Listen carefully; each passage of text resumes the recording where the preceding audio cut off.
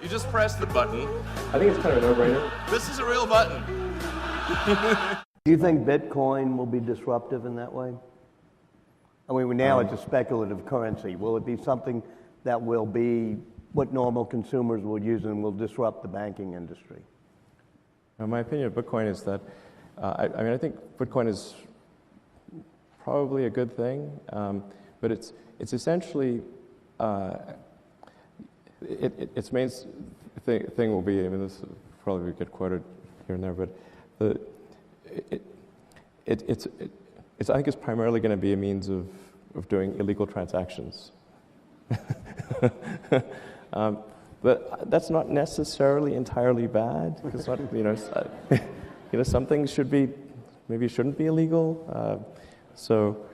But the combination of Silk Road and Bitcoin will save us? Well, it will be useful for legal and illegal transactions. Otherwise, it would have no value as a use of for legal transactions, because you have to have a legal to illegal bridge. Yeah.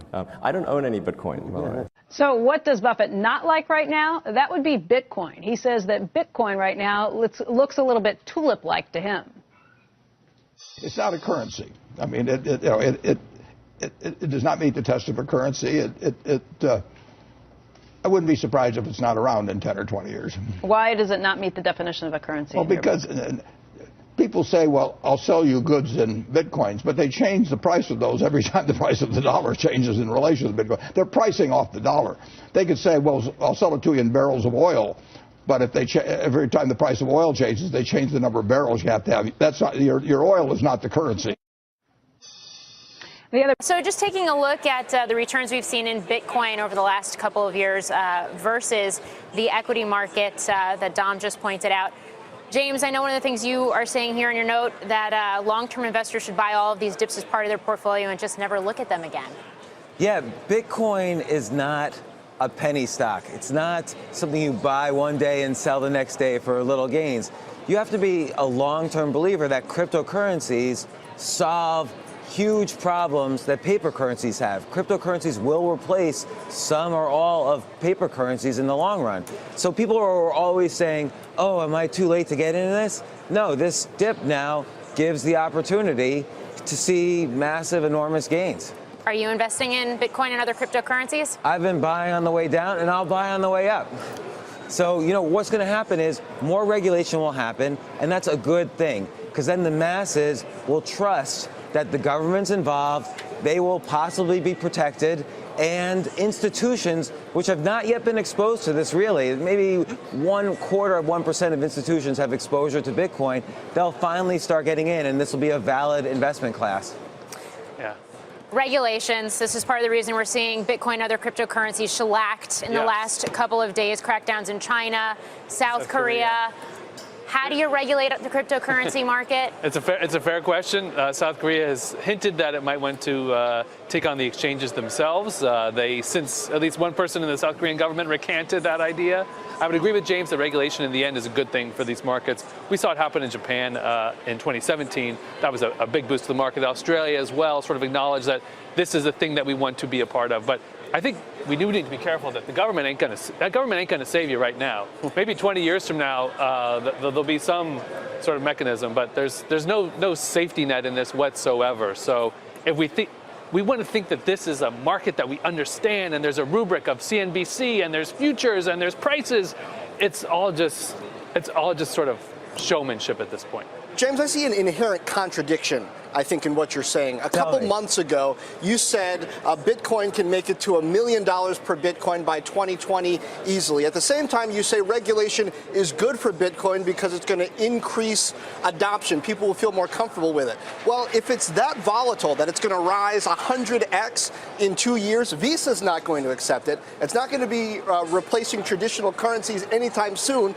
We just heard from the Visa CEO exactly why that's not going to happen. At the same time, regulation is creating the major downward pressure on cryptocurrencies. How can both things be true? I don't think regulation will create downward pressure if it allows the 300 million people in the U.S. who don't own Bitcoin to suddenly say, oh, this is viable for I need exposure to this asset class. So I think instead what you're going to see is everybody out there who says, are Bitcoins legal, illegal, what's going on? They're going to suddenly see, oh, okay, here's a regulated exchange where I can buy it. Suddenly you're going to see massive exposure to it, or massive amounts of people buying it, institutions, mutual funds, everybody. All right, I'm going to put your mic on there for you. All right. Nice, So I'm trying to help my co-guest here. Very but I would take some exception to what James is saying. If you wanted to sell your entire cryptocurrency portfolio today,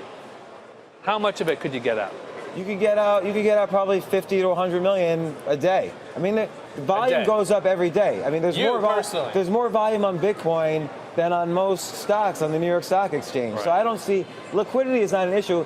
And Dominic was saying earlier, institutions might have problems. Institutions aren't yet in Bitcoin, but they will be. So every single institution will eventually get into Bitcoin. That's going to drive massive upward pressure into Bitcoins. There's going to be Bitcoin ETFs. There's going to be more Bitcoin futures. There's going to be derivatives on Bitcoin and other cryptocurrencies. We are in inning 0 of this asset class. It's up from 1,000 to 10,000 in the past year. All the little speculators who thought they could flip it in the past month, okay, the air has come out of that. But this is still just the beginning. Well, it's funny you say inning 0 because some argue we haven't yet decided what the rules of the game are going to be, exactly. right? Or where the baselines are. So why would you not wait until those are drawn? Yeah, at least out of some country. You're right. Some people will. Like South Korea, like there's all these rumors South Korea is going to regulate, and yet we also don't even know what those regulations might be.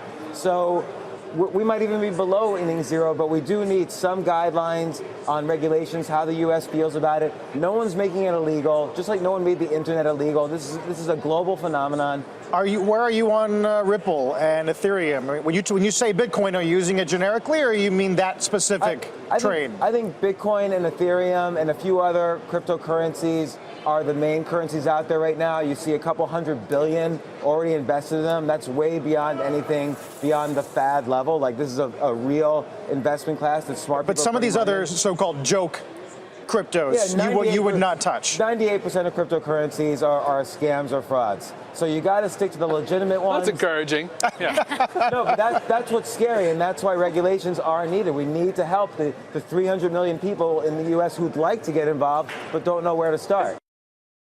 Hey there, thanks for checking out CNBC on YouTube. Be sure to subscribe to stay up to date on all of the day's biggest stories. You can also click on any of the videos around me to watch the latest from CNBC.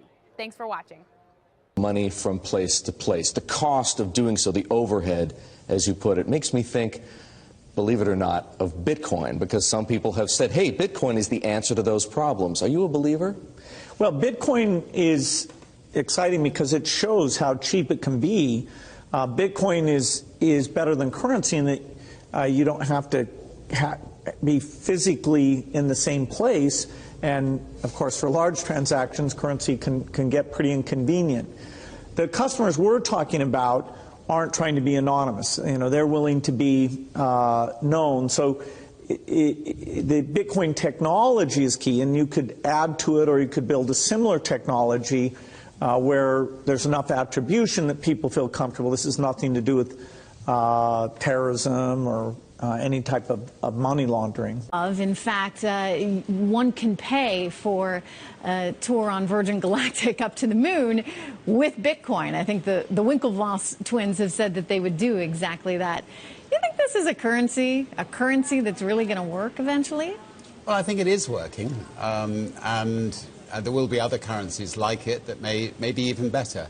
But in the meantime, there's a big industry around Bitcoin. And you know, people have made fortunes out of Bitcoin. Some people have lost money out of Bitcoin. It's volatile. It's volatile. Yeah, but it is quite volatile. But you know, when in volatility, people can make money out of volatile situations. Why was it important for you to give it sort of that stamp of approval, that endorsement, by saying to the Winklevoss twins, yes, you can pay for the ride with Bitcoin? Because I'm not foolish. I mean, if people have got lots of Bitcoins and they want to go to space, I'd much rather they spent that money on our spaceship. Whether I keep it in Bitcoins is another matter. But I'd much rather they spent that money on a Virgin Galactic spaceship than on, you know, Elon will be sending people to space one day on Elon's spaceship. So we'll grab the money while it's there. Are about Bitcoin and cryptocurrency. Well, I can answer those very quickly.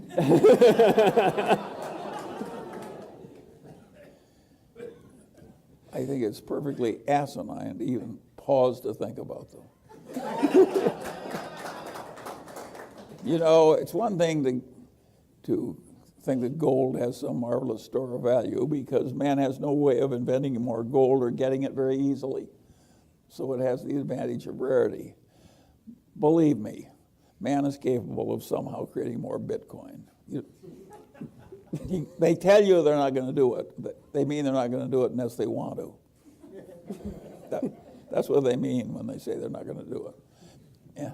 If they tell you there are rules and they can't do it, don't believe them. When there's enough incentive, bad things will happen.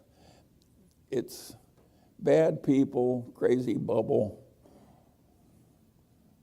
bad idea, luring people into the concept of easy wealth without much insider work. That's the last thing on earth you should think about. If it worked, it would be bad for you because you try and do it again. It's totally insane.